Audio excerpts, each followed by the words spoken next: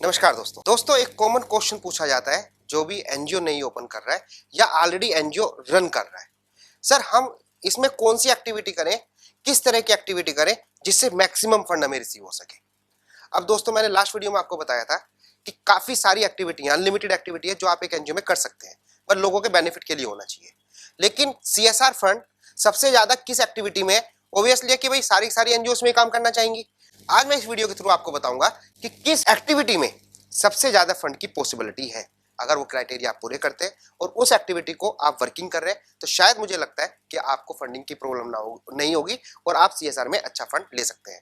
और दोस्तों ये बात मैं आपको वैसे ही नहीं कह रहा, मैं आपको डाटा दूंगा, आप उसे वेरीफाई कर सकते हैं नेट से जाके या प्रैक्टिकली कि लास्ट ईयर फाइनेंशियल ईयर 21-22 में किस किस कंपनियों ने, टॉप कंपनी ने सीएसआर में कितना खर्चा किया है और किस एक्टिविटी पे किया है।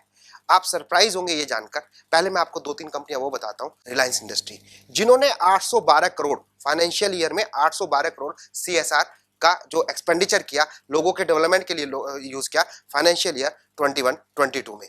दूसरे एक नंबर पे आती है एचडीएफसी जिन्होंने 723 करोड़ टोटल खर्चा किया सीएसआर पे। ओएनजीसी जिन्होंने 436 करोड़ किया। टीसीएस जिन्होंने 720 करोड़ इस पे सीएसआर एक्सपेंडिचर पे खर्चा किया और एनटीपीसी जिन्होंने 357 करोड़ खर्चा किया फाइनेंशियल ईयर 21-22 में।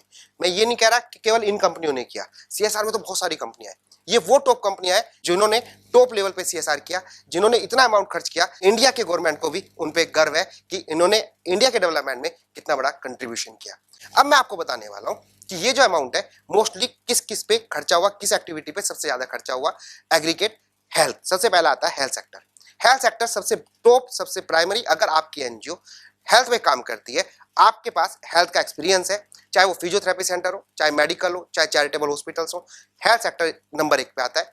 अगर आप बात करते हैं एजुकेशन की, ये भी टॉप लेवल पे आता है। तीसरा आता है एनवायरमेंट एंड फोर्थ आता है रूरल ग्रोथ, रूरल डेवलपमेंट, जिसमें रूरल का किसी भी एक्टिविटी पे अगर आप डेवलपमेंट की वर्किंग करते हैं, चाहे वो फार्मर के लिए है, चाहे रोड डेवलपमेंट हो, चाहे एग्रीकल्चर डेवलपमेंट हो, किसी भी तरह का रूरल डेवलपमेंट आप करते हैं तो आपको मतलब एक अच्छे स्कोप में माना जाता है और सीएसआर की पॉसिबिलिटी ज्यादा होगी। तो दोस्तों ये थी वीडियो जो मैं आपको बताने वाला हूं। बहुत सारी एक्टिविटी में से ये 4-5 एक्टिविटी ऐसी हैं, अगर आप स्टार्ट करना चाहते हैं और आपको इसके एरिया में एक्सपीरियंस है, आप चाहते हैं कि मैं भी इस पे वर्किंग करूं, तो सबसे पहले इन एरिया को सेलेक्ट करेंगे तो पॉसिबिलिटी ज्यादा होगी। मैं ये नहीं कह रहा कि दूसरी एक्टिविटी में फंडिंग नहीं है, दूसरी एक्टिविटी में आप नहीं कर सकते, लेकिन जब हम कंपेयर करते हैं एक दूसरे को, तब जाके एक ये लगता है ये ज्यादा अच्छा रहेगा, ये कम अच्छा रहेगा। केवल इस पॉइंट ऑफ व्यू से मैं आपको बता रहा हूं इन एक्टिविटी में सबसे ज्यादा सीएसआर खर्च हुआ है।